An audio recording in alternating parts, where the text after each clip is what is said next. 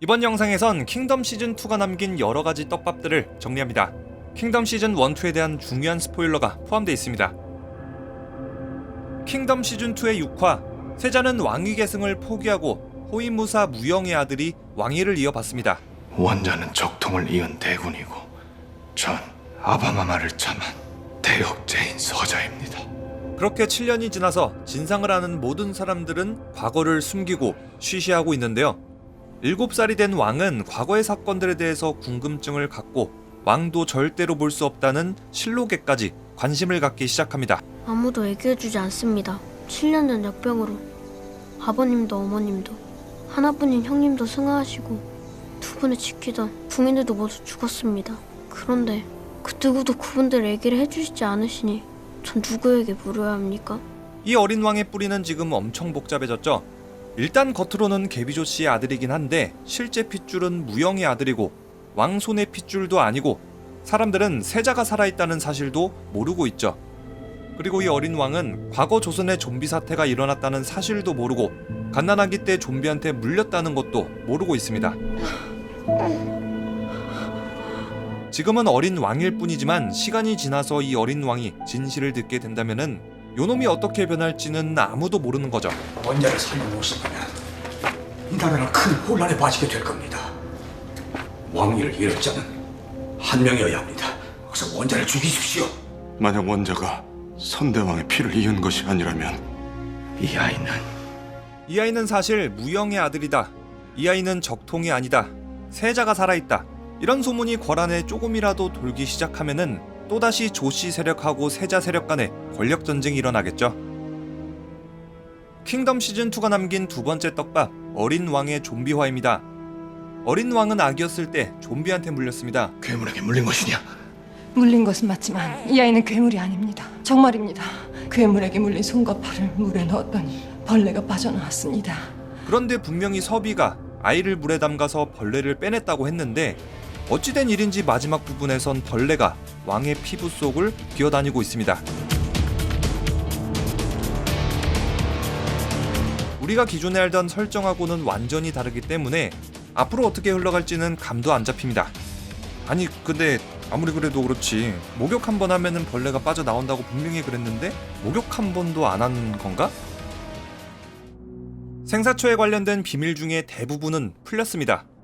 사람을 조종했던 건 생사초가 아니라 기생충이었고 생사초에 붙은 이 흰 것은 이 벌레의 알입니다. 이것이 사람 몸속에 들어가 충으로 부화해 죽은 자를 되살린 것입니다. 찬성질을 좋아하고 감염자를 물 안에 넣으면은 이 기생충이 빠져나오는 것도 확인됐습니다.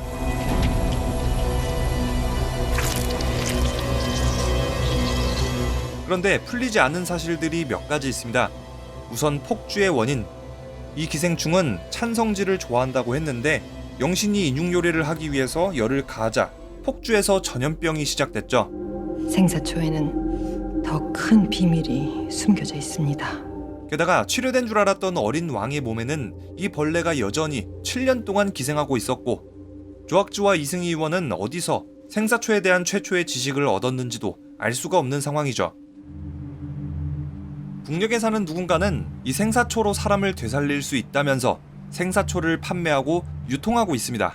압록강에서 얻은 것인데 죽은 이를 살리는 풀이라 하여 돈이 될까 싶어서 왔지만 그냥 버려둔 것입니다. 북녘에 누군가가 생사초를 팔았단 말인가? 생사초를 사용해 죽은 이를 살려내는 방법도 정확히 알고 있었습니다. 그 풀을 판 이가 그리 일러주었다 합니다. 사용 방법도 정확히 숙지하고 있는데 이거를 의도적으로 조선 전국에 전파하고 있습니다.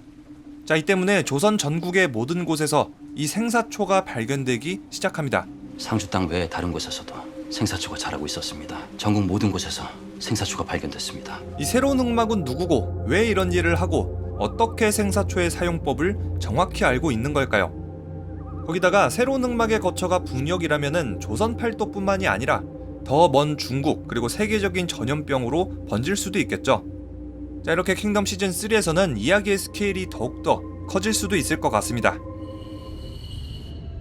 전지현 배우가 연기한다는 아신, 이 아신에 대해서 사람들은 정말로 궁금해하고 있는데요. 이 아신의 역할에 대해서는 두 가지 추측이 가능합니다. 첫 번째는 생사초를 판매하는 새로운 흑막, 아신이 있던 장소에는 생사초 그리고 역병 환자들이 있었고 손에는 좀비 발목에 묶여있던 방울을 들고 있는 장면이 확인됐습니다. 이 아신이 좀비들에게 직접 방울을 달았고 이 좀비들을 이용해서 어떤 꿍꿍이를 꾸미고 있을 가능성도 있겠죠. 이 아신에 대한 두 번째 추측은 생사초와 좀비를 조사하는 추격자라는 겁니다. 이렇게 되면은 세자와 합류해서 흑막을 추적하는 조력자 포지션이 되겠죠. 이 아신은 곡도라고 불리는 굽은 칼을 메고 있는데요. 이 곡도는 찌르는 것이 아닌 베는 데 특화된 칼입니다. 그러니까 길다란 낫같이 생긴 건데 목을 잘라야만 퇴치가 가능한 역병 환자들을 처리하는데 아주 유용한 도구겠죠. 자, 그러니까 좀비를 부리고 이걸로 득을 보려고 하는 사람이 왜 곡도를 들고 있냐, 뭐 이런 얘기입니다. 자, 이렇게 해서 킹덤 시즌2의 떡밥들이었습니다. 킹덤 시즌1하고 2가 하나의 챕터로 이야기가 끝을 맺었고 시즌3로 새로운 챕터를 여는 단계이기 때문에 떡밥이라고 할 게 사실은 시즌1만큼은 없는 것 같습니다. 그래도 킹덤 시즌3를 기대하기에는 아주 충분한 떡밥들이 남아있습니다. 자, 그리고 앞으로도 리뷰영이 채널에서는 킹덤 관련 콘텐츠를 계속해서 올릴 예정이니까요. 구독하기 누르시고 기다려주시면은 재미있는 킹덤 콘텐츠로 꼭 보답하겠습니다. 그럼 지금까지 리뷰영이었습니다.